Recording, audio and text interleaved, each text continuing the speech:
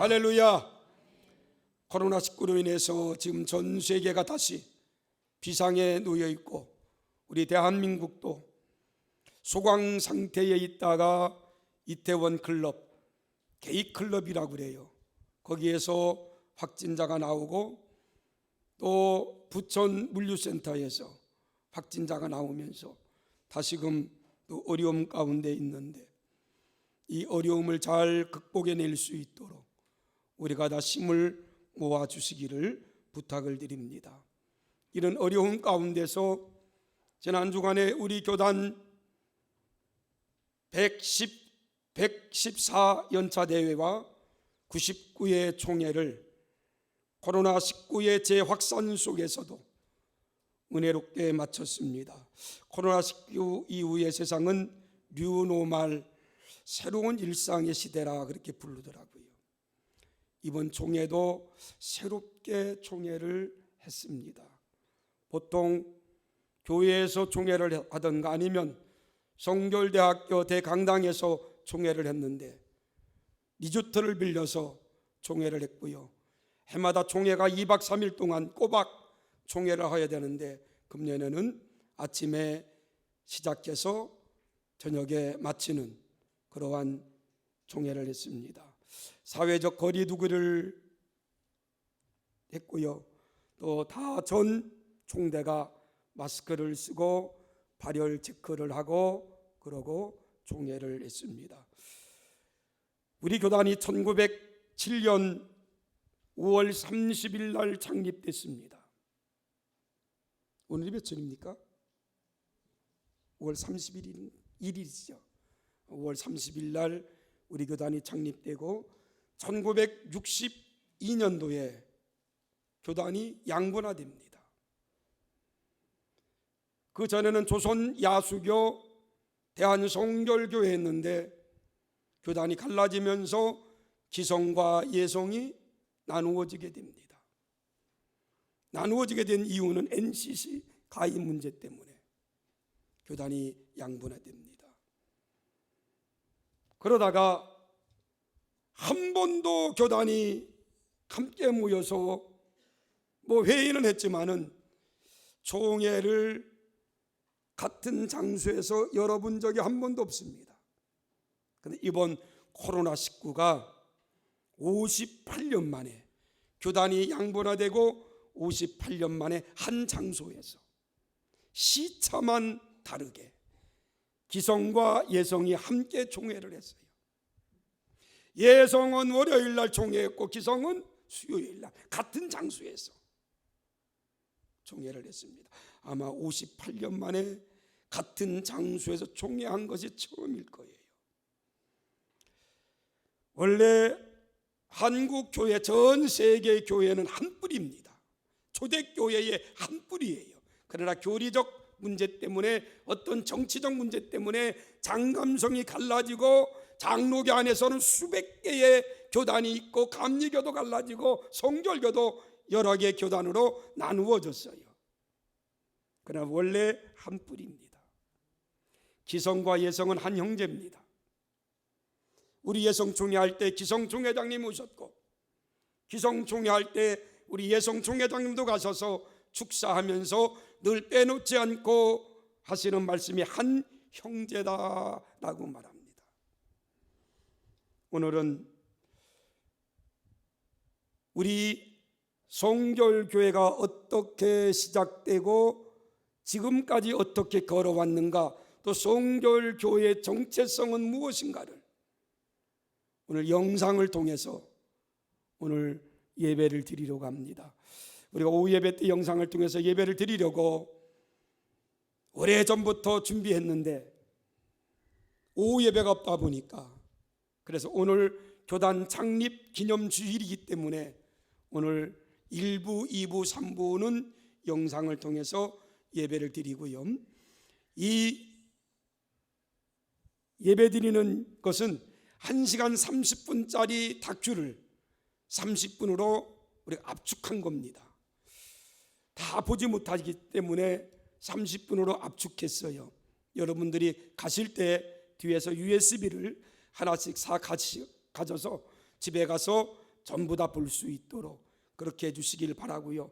우리 교단이 한국 모든 교단 가운데 제일 처음으로 교단의 역사를 영상으로 만들어서 CBS, CTS, 굿TV, C채널 기독교 방송의 영상을 금년의 초에 영상을 보냈습니다. 그랬더니 다른 교단에서 장로교 합동 측에도 다큐를 만들기로 결정하고요. 기성에서도 우리 예성 걸 보고 이번에 다큐를 만들기로 결정을 했다고 합니다.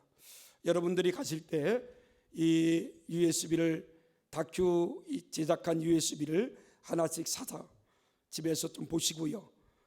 이번에 교단에서 만들어서 이것을 전 교인들에게 좀 나누어줘서 볼 수 있도록 그렇게 했으니까 한 개 2만 원씩입니다. 교단을 선교한다는 마음으로 하나씩 사서 볼 수 있도록 그렇게 해주시면 감사하겠습니다. 영상 볼 수 있도록 그렇게 하겠습니다. 1907년 부산에서 서울로 향하는 열차엔 낯선 사람들이 타고 있었다. 미국인 카우만과 길보른, 조선인 김상준과 정빈. 이들 네 사람의 발걸음이 한국 기독교의 역사가 될 줄은 그때는 아무도 알지 못했다. 당시 조선에는 장로교, 감리교회가 들어와 있었는데 이들은 그 어디에도 속하지 않은 청년들이었다.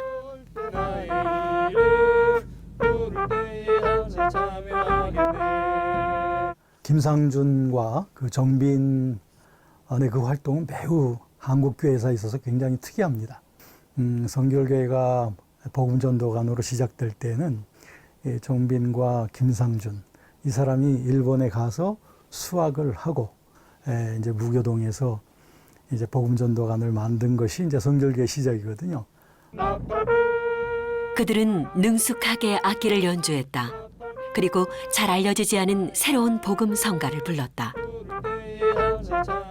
거리에서 집집마다 돌아다니며 전도지도 나눠주었다.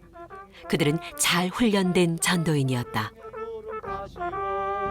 사실은 노방전도는요 우리나라만 있는 것이 아니라 미국에서도 있었고 특별히 이제 그 19세기 미국의 그 성결운동가들은 그 가난하고 어려운 지역에 들어가서 노방 전도를 했고 이건 구세군 같은 단체도 마찬가지입니다. 그런 전도 방법을 동양선교회는 일본으로 가져왔고 일본에서 이미 했던 것이고 그런 방법을 다시 한국으로 가져오게 된 거예요. 재미있는 것은 초기 성사하고 온 학생들은요 성경도 배웠지만 악기도 하나씩 배웠대요. 두 청년 중 한 사람이 평안남도 용강 출신 김상준이다. 김상준의 가장 중요한 것은 1908년 9년에 염곡전도관에서 큰 부흥운동이 일어났는데 이때 이 부흥운동을 주도한 사람이 바로 김상준입니다. 황해도 해주 출신 정빈은 10살 때 이미 교회를 다니기 시작했다고 전해진다. 1893년 서울에 올라온 정빈은 연동교회를 다녔는데 이 인연은 이후 정빈의 행보에 커다란 영향을 미치게 된다. 정빈은 그 1907년 한국성결교회가 첫 출발할 때 자생적 개척을 이룬 창립에 있어서의 주역의 역할을 한 분입니다. 예수 십자 공로 믿으면 누구든지 믿으면 구원을 받고 영생을 받는다는 이 한 가지 옵시다. 그러니까 그 한 가지를 위해서 십자가 보험전도, 사중보험 전하기 위해서 일생을 사셨던 분이에요. 한국 성결교회에 커다란 족적을 남긴 김상준과 정빈. 그들의 첫 만남은 일본 도쿄였다. 김상준과 정빈은 한국에 들어오기 전 도쿄에서 성결 전도인으로 훈련받았다. 어디서 어떤 공부를 했던 것일까? 도쿄 신주쿠 부근. 지금은 고층 빌딩이 들어서 있지만 1901년 이곳엔 최초의 동경 복음 전도관 동경 성서학원이 있었다. 일본인 나카다 조지 목사와 미국인 카우만 목사가 세운 성서학원이다. 1905년 세워진 성서학원, 지금은 도쿄 중앙교회가 들어서 있다. 일본 홀리네스 교단 동경중앙교회입니다. 예. 매일 전도 집회가 열렸고 매주일 성결회가 열렸는데 매번 100여 명 이상 그 수가 늘었다고 한다. 그리고 여기에 조선 청년 김상준과 정빈이 있었다. 도쿄에 온 그들이 찾은 곳이 바로 성서학원이었다.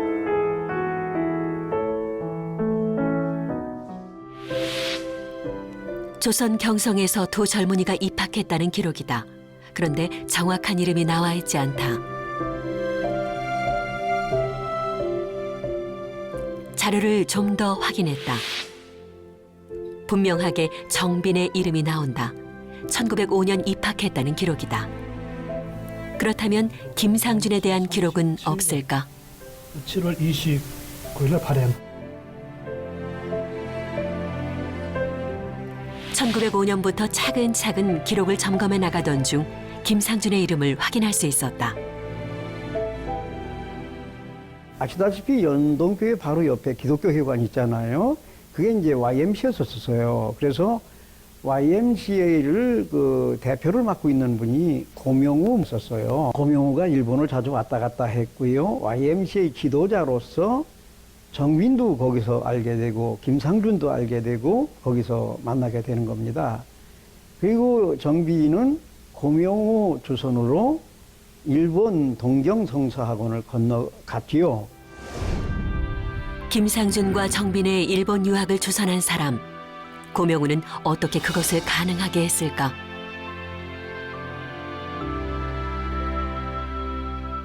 한국인 고영재입니다. 저는 동경성서학원에서 몇 달간 지냈습니다. 나카다 형제에게 이 편지를 씁니다. 카오만 형제 자매들이 얼마나 열심히 예수 그리스도 사역에 일하는지 결코 잊을 수 없습니다. 김상준이 동경성서학원에 입학한 것을 매우 즐거워하고 한국에도 복음 전도관을 창립하는 것을 간절히 소망하고 있습니다. 서울에 있는 또 다른 청년 하나가 내게 편지를 써 동경성서학원에서 공부하기를 원하며 알아봐 달라고 부탁했습니다. 그 사람의 이름은 정빈입니다. 미국 만국 성결교회 지원 아래 동양 선교를 위해 세워진 동경 성서학원. 그곳에서 훈련받은 조선인들. 성결교회의 한국 복음 전파는 이때 이미 준비된 사역이었다. 미국 만국 성결교회는 어떻게 일본과 한국 선교에 나서게 된 것일까? 한국 성결교회의 근원을 되돌아보기 위해 미국 만국 성결교회 역사를 추적해보기로 했다. 성결교회 시초가 되는 교회에 여기 왔습니다. 여기는 시카고인데 시카고 519 노스 파인 아베뉴 바로 이곳에 여기 보이는 건물이 한국성결교회의 최초의 총회장인 샌리스 목사님이 목회했던 곳이고요. 이곳에 카우만, 길보른님이 함께 이곳에서 신앙생활을 했습니다. 시카고 은혜 감리교회를 다니던 카우만과 길보르는 마틴 랩 목사, 샌리스 목사와 만나게 된다. 그리고 이들을 따라 하나님의 성서학원에서 공부하며 선교사의 길을 걷게 된다. 한국은 물론 전 세계적으로 크게 일어난 오순절 운동의 핵심 인물 마틴 랩 목사. 미국 만국 성결교회 창립 멤버이자 여러 찬송가를 작사 작곡해 우리와도 친근한 이름이다. 97년에 만국 성결교회가 창립될 당시에 어떤 자료나 사진 있는 성결교회 목사이자 유명한 부흥 강사였던 샌리스. 마틴 랩 목사가 만국 성결교회의 신학적 기초를 놓았다면 샌리스 목사는 선교의 기초를 닦은 분이다. 강대국을 중심으로 제국주의 전쟁이 불붙기 시작하던 19세기 말, 미국 기독교는 세계 선교에 눈을 돌리고 있었다. 만국 성결교회를 세운 이들 역시 최대 관심사는 선교였다. 뜨거운 성령 체험을 강조하며 사중복음을 체계화시킨 마틴 랩, 샌니스, A.B. 심슨 목사에 의해 시작된 미국 만국 성결교회. 이들은 카우만, 길볼은 나카다 주지 목사와 연합하면서 이제 본격적인 동양 선교에도 첫 발을 디디게 된다.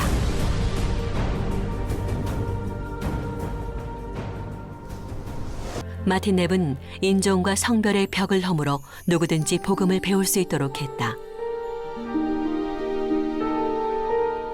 마틴 랩의 비전은 빠르게 실현된다. 이곳 출신의 사역자들은 곧 미국 성결 부흥운동의 주역이 된다. 19세기 미 중부 지역을 강타한 부흥운동을 이끈 성결교회 활동은 기존의 기독교 신앙활동과 전혀 다른 모습이었다. 새로운 전도 문화를 창출한 것이다. 성령 세례를 체험한 성도들의 다양한 표현 방법은 보수적인 신앙을 추구했던 당시 지역 사회에 큰 충격과 화제를 낳았다. 우리 한국 성결교회 설립에 결정적인 역할을 한 카우만 목사님이 이 학교 출신입니까? Yes, actually, Charles and Letty Kalman were the first students that graduated here at God's Bible School and College. They started in 1900, and by November 25th, they were actually had their farewell party and were on their way over to the Orient. They started the Oriental Mission Society. 카우만과 동역했던 길보른도 이 학교 공부를 한 게 맞죠. Kilborn graduated after the Kalmans, and then he went to Japan to start his mission work there in Japan. 마틴 랩의 성서학원에서 비로소 선교사의 자격을 갖추게 된 카우만과 길볼은 마침내 동양의 복음 전파를 위한 거대한 항해가 시작된다. 동양 선교회의 첫 번째 선교사 카우만과 길볼은 일본에 파송한 것이 1901년. 일본에 먼저 가 있던 나카다 주지 목사가 합류했다. 여기 만국 성결교회의 기관지인 가스 리바이벌리스트, 하나님의 부흥자라고 하는 만국 성결교회의 기관지입니다. 1904년 1월 28일 시카고의 신시내티 이렇게 되어 있고요. 여기에 보면은 레티 카우만 부부가 일본의 선교사로 갔다. 그리고 일본의 킬보른, 그리고 길볼은 부인 이렇게 돼 있죠. 당시 1904년에 만국 성결교회에서 파송된 선교사라는 거죠. 카우만 부부와 길볼은 부부입니다. 1904년 만국 성결교회에서 만든 자료를 보면 카우만 선교사는 만국 성결교회 해외 선교국 이사를 비롯하여 선교국 사무총장까지 맡고 있었다. 특히 한국, 일본, 중국 3개국의 선교를 총괄하는 총리직위를 갖고 해외 선교를 주도적으로 이끌어갔다.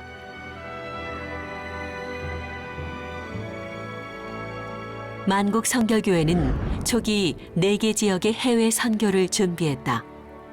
그 첫 번째가 일본을 거점으로 한 동양 선교. 마침 미국에 와 있던 나카다 주지 목사는 카우만 선교사의 협력 아래 일본 복음 전파에 앞장서게 된 것이다. 그리고 일본을 거쳐 본격적인 한국 선교가 시작된다. 결국 근원을 거슬러 올라가 보면 만국 성결교회가 한국 성결교회 모체라고 볼 수가 있습니다. 최근에 나타나는 여러 가지 고문설할지, 그리고 또 교단의 헌법, 그다음에 행정, 그리고 더 나아가서 한국의 성결교회의 부흥을 가져오기 위해서 파송된 선교사들, 그 사람들이 이제 선교사들로 한국에 들어오려면은 그 모더처치, 모교회가 있어야 되는데 거의 만국 성결교회의 성도들로 인하여서 형성된 선교 자원을 가지고 한국 땅에 들어왔었으니 우리는 한국 성결교회의 출발선이 미국의 만국 성결교회라고 이렇게 한정 짓는 것이 합당하다고 보여집니다. 하나님의 사역이 시작되었습니다. 모퉁이에 있는 문 한국이 열렸고 그곳에서 선교가 시작되기를 원하시는 하나님의 뜻이 확실히 나타났습니다. 며칠 전 한국 학생들 중 한 명, 이장하가 우리에게 와서 한국의 언어로 찬양집을 출판해달라는 요청을 했는데 그는 이미 100곡이 넘는 감동적인 찬양곡들을 한국말로 번역해 놓았습니다. 그것을 출판하기를 기도하고 있었습니다. 한국의 선교는 미리 치밀하게 준비됐다. 만국 선결교회와 OMS는 선교사를 한국에 파견하기 전 성경과 찬송, 전도지를 번역 인쇄하도록 했다. 그 임무를 맡은 이가 동경 성서학원에서 공부하던 이장하 목사. 필요한 자료와 자금 모두 미국 만국 선결교회에서 지원됐다.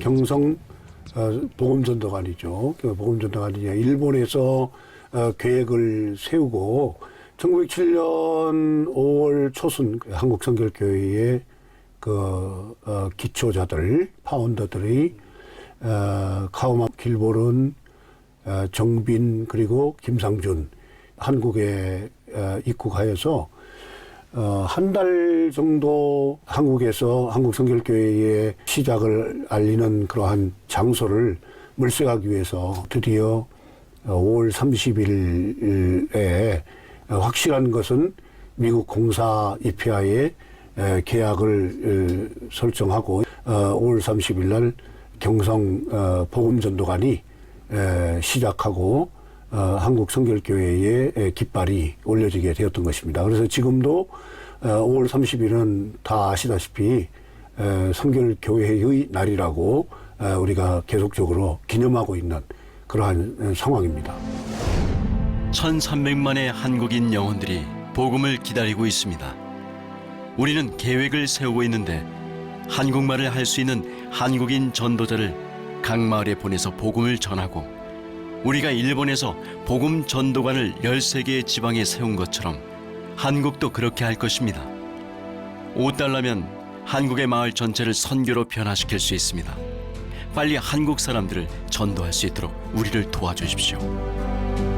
1901년 도쿄에 들어와 일본 선교를 진행하던 카우만은 조선, 즉 한국 선교에 대한 원대한 계획을 세우게 됐고 이를 만국 선교교회 본부에 강력하게 요청하게 된다. 미국 선교교회가 한국을 인지하게 된 것이다. 그렇다면 그 성과는 어느 정도였을까? 한국과 일본에서 성서학원이 성공적으로 운영되고 있다. 일본에서는 13년 동안 200명의 목사들이 배출되었고 700만 명의 일본인들이 복음을 접하게 되었고 22명의 전도자들이 한 달에 6만 개의 집들을 이 사람들이 관리 선교하고 있다. 지금까지 카우만 부부가 일해오는 모든 사역, 이런 것들을 만국 선결교회와 하나가 되어서 같이 하고 있다. 카우만을 총재로 임명한다. 1913년 만국 선결교회에 보고된 내용이다.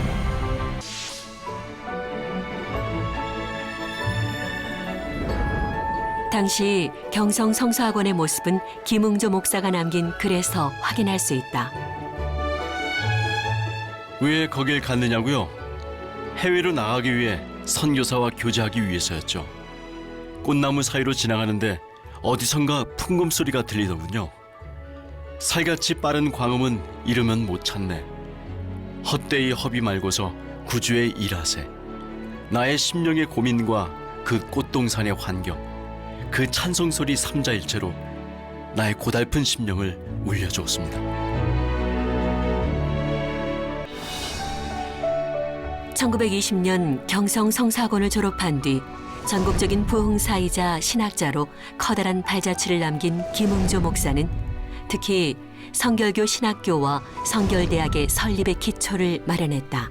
이게 목사님 댁이고 이게 이제 김웅조 목사님, 이명직 목사님, 마두원 선교사님, 그때는 칼 맥킨타이 이분이 보수 신앙운동 하던 분이니까 순교적 믿음을 본보이며 제자들을 사랑하고 가르친 김웅조 목사의 헌신은 지금 대한민국 복음화의 순수 복음을 외치는 보수 교단으로 큰 성장을 이루게 하였다. 우리 한국성결교회는 초창기부터 일반적인 예배뿐 아니라 특별히 성결의 체험에 강조점을 둔 성령운동의 박차를 가해왔던 것입니다. 그래서 초교파적으로 재림노로 명성을 날리며 예성을 시작했던 김웅조 목사님, 그리고 한국의 무디라고 별명을 들을 정도의 초교파적인 영향을 끼쳤던 이성복 목사님, 그 여러분들의 활약은 성결교회뿐만 아니라 일반 교계와 사회적으로도 큰 방향을 일으켜서 한국 기독교의 발전과 교회 부흥에 현저한 공을 세웠다고 보여집니다. 그렇다면 당시 조선 사회는 성결교의 활발한 전도 활동을 어떻게 바라보고 있었을까? 슬프다. 종교계의 요물이 생겼구나. 오호라, 종교계의 요물이 횡행하는구나. 우리는 들으니 종교라 하는 것은 세상을 구원하는 것이라 하는데 너희는 세상을 멸하고자 하며 믿는 것은 죄를 속죄하고자 함이라 하는데 너희는 죄를 더하고자 하니 너희는 어찌 그리 괴상하니가. 1909년에서 1910년 사이 매일신보는 성결교인들을 종교계의 요물이라 부르기도 하고 복음 전도가는 인민을 유혹해 일본에 복종하게 하려는 곳이라고 맹비난했다. 어리석은 인민을 유혹하여 일본에 복종하도록 하다가 이제 또 예수교를 향하여 그 괴이한 수단을 부리는구나. 당시는 일제강점기 한국 성결인들이 동경성사학원 출신이라는 점이 오해를 불러일으켰다. 영국인 존 토마스 목사가 한국 땅을 밟은 것은 1910년. 미국 만국 성결교회가 파견한 한국 선교 총책임자였다. 그는 한국 성결교회 헌법을 만들었고 최초의 목사 안수식을 거행했다.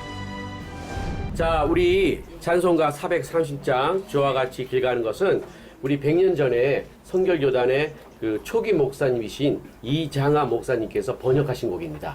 우리가 그런 마음을 갖고 이 찬양에 임했으면 좋겠습니다. 한번 다 같이 부르실까요?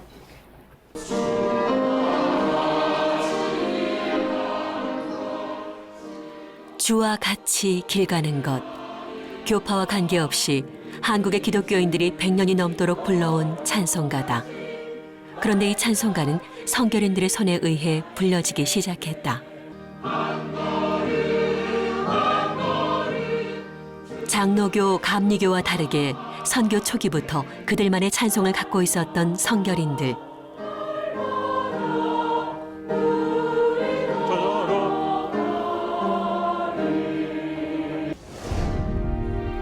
성결교회의 가장 중요한 신학서 1921년 김상준 목사가 집필한 사중교리에는 성결교의 핵심적인 교리, 즉 중생, 성결, 재림, 신유의 사중복음의 내용이 정리돼 있다.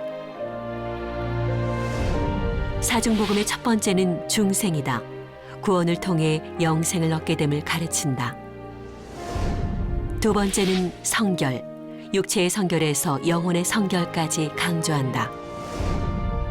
사중복음의 핵심 중 또 다른 하나는 재림, 예수의 재림을 기다리는 가운데 성경에 기록된 신유의 은사를 중요한 복음으로 받아들이고 있다. 다른 교단에서는 우리가 신론이나 뭐 교회론이나 인간론이나 뭐 이런 데서 거의 차이가 없어요. 차이가 있다고 하는 것보다는 특징이라는 게 우리가 구원을 명확하게 설명을 하고, 마치 그 에비 심슨이 얘기할 때 하나님을 바로 설명하려면 삼위일체가 필요하다. 마찬가지로 복음을, 구원의 복음을 바로 설명하려면 사중복음이 필요하다고 얘기한 것처럼 구원에 대한 교리를, 복음을 바로 설명할 수 있는 게 다른 어느 여타교단에 비해서 우리의 장점이며 특징입니다. 한국 성결교회 초대 창립자이자 사중복음을 정리한 김상준 목사의 후손을 만났다. 외할아버님을 제가 살아생전에 뵌 적이 없어요. 저희 외할아버님이 1933년에 돌아가셨어요. 그냥 어머니를 통해서 어렸을 때 얘기만 들었어요. 하지만 제가 들은 것 중에 하나는 저희 외할아버님이 부의사 기질이 있으셔가지고 그래서 전국을 다니면서 부흥운동을 하셨는데, 김상준 목사는 수많은 군중의 마음을 쥐락펴락하는 뛰어난 부흥사인 동시에 치밀한 성경 해석 능력으로 많은 저서를 남긴 학자이기도 하다. 집에 머물러 있던 지난 몇 주 동안 주님의 축복이 저에게 임했습니다. 무엇보다 저의 부모님이 몇 해 전에 그리스도를 영접하셨습니다. 이웃에 살던 7, 8분이 역시 그리스도를 영접했습니다. 서울로 돌아오는 길에 의밀에 들렀습니다. 거기서 10명이나 되는 영혼을 구주께로 인도하는 특권을 얻었습니다. 저는 또한 미추동에도 들렀습니다. 그곳에서는 2, 3명이 그리스도를 알게 되었습니다. 지금 위 3곳에는 20명이 넘는 그리스도인들이 있지만 그들을 인도해 줄 사람이 없습니다. 누군가 일으킴을 받아 이 굶주려 있는 무리를 양육하기 위해 보내질 수 있도록 간절히 기도해 주십시오. 목사 김상준에게 의미 있고 중요한 일은 오로지 전도뿐이었다. 성결교회가 전국적으로 확산되던 그때 3.1운동이 일어난다. 성결교인들은 어떤 역할을 감당했을까? 독립 만세 운동터였습니다. 그래서 오른쪽으로 바라보면 장터가 보이는데 고향 장터라고도 하고 사람들이 전통시장이라고 하는데 그 시장통을 중심으로 해서 여기서 수천 명이 모여가지고 만세 운동을 벌였던 곳입니다. 밀양 시내에 세워진 3.1운동 기념비에는 당시 밀양 지역 교인들의 이름이 여러 새겨져 있다. 교회가 3.1운동에 참여했던 것이다. 그래서 밀양교회 교인들이 이 3.1운동에 함께했다는 기록이 여기 되어져 있군요. 예, 많은 시민들이 참여했는데 거기에 우리 기독교인들이 많이 참여했거든요. 밀양교회도. 예, 밀양교회도 같이 힘을 합해서 하게 되었습니다. 밀양 성결교회가 세워진 것은 1918년. 3.1운동이 일어나자 밀양교회 강시영 전도사와 그때 마침 이곳에 와 있던 김상준 목사는 곧바로 시위에 뛰어든다. 그 결과 김상준 목사는 일제의 체포, 1년간 투옥되기도 했다. 민족 문제에 온몸으로 맞서는 성결교회. 그것은 성결교회의 임무이자 당연한 과제로 자리 잡았다. 3.1운동 이후 교회는 거대한 실현이 시작됐다. 일제가 신사참배를 강요하고 나선 것이다. 충남 강경 성결교회 역시 신사참배 문제를 정면으로 맞닥뜨릴 수밖에 없었다.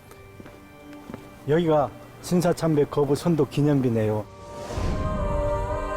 그런데 교회에는 신사참배 거부를 기념하는 조각상이 세워져 있다. 1924년 이 일대 보통학교 학생들에게 신사참배를 명령하자 끝내 거부하는 아이들이 있었다. 그들은 강경 성결교회 주일학교 아이들이었고 이들에게 신사참배의 속뜻을 가르쳐준 것은 주일학교 교사 김복희, 백신영 전도사였다. 열심히 복음을 전하다 보니 일제의 만행이 제대로 보인 것이다.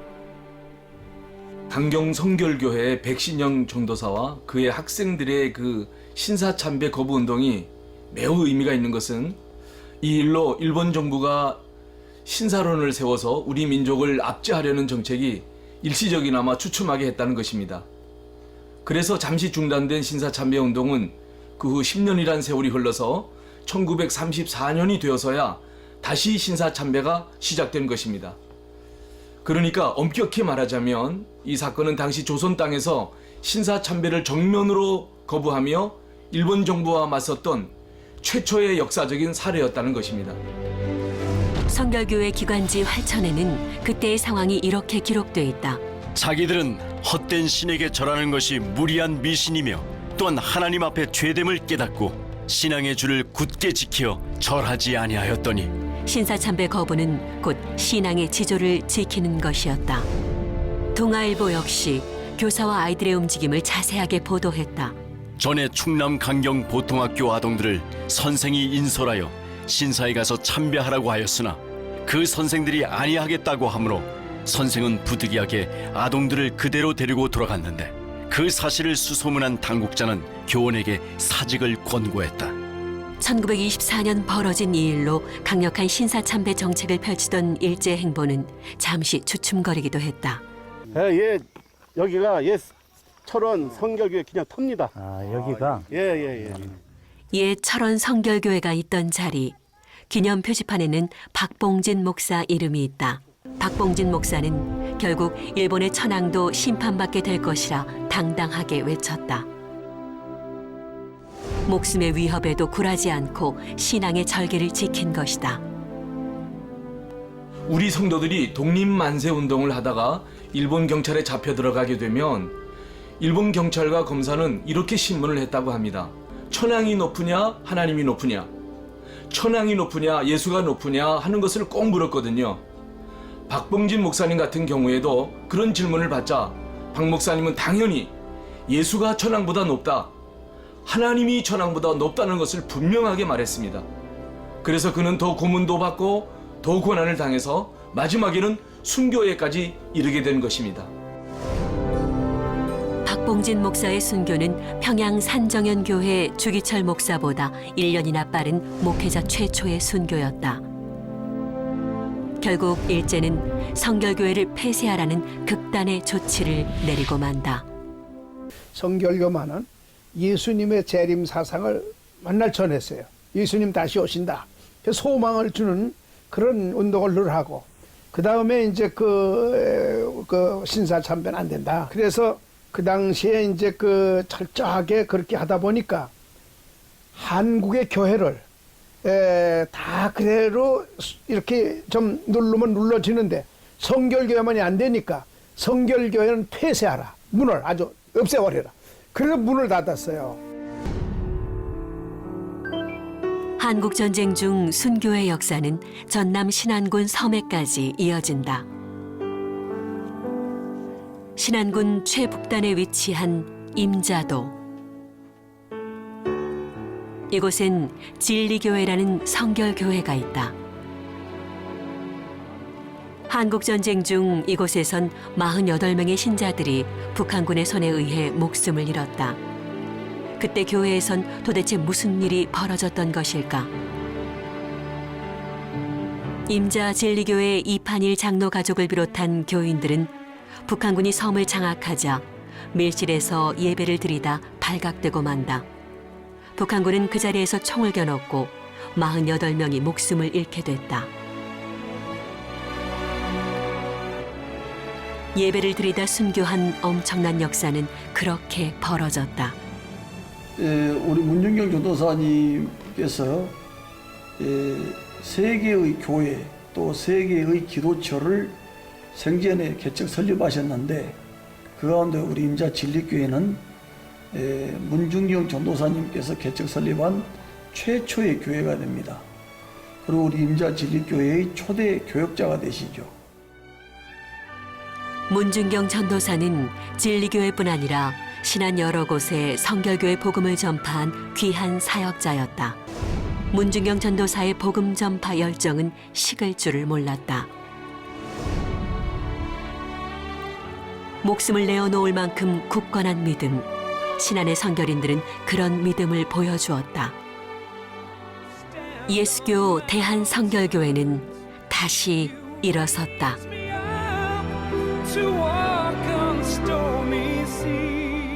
신앙의 세속적 부패를 바로잡아 성결교회 본래의 복음 신앙으로 돌아가기 위해서였다.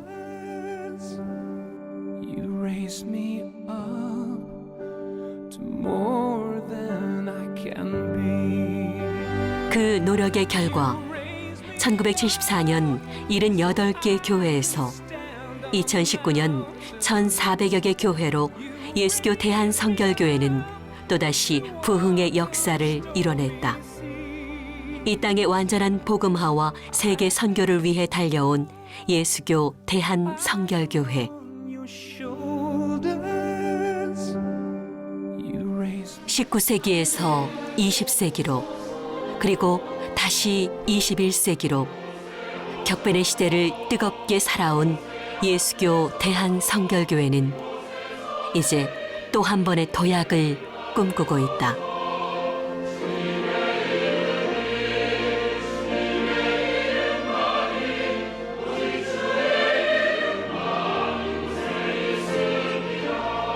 선교 2세기, 세계 선교를 준비하는 예성의 노력은 그리스도와의 첫사랑을 회복하는 운동이요, 사회를 품은 비전이다. 이제 예수교 대한성결교회는 한국을 품고 세계를 향해 뻗어가기 위해 그 출발선에 서 있다. 오래전 성결교의 시작이 그랬듯 지구 끝까지 달려가 빛과 소금의 역할을 다할 것이다.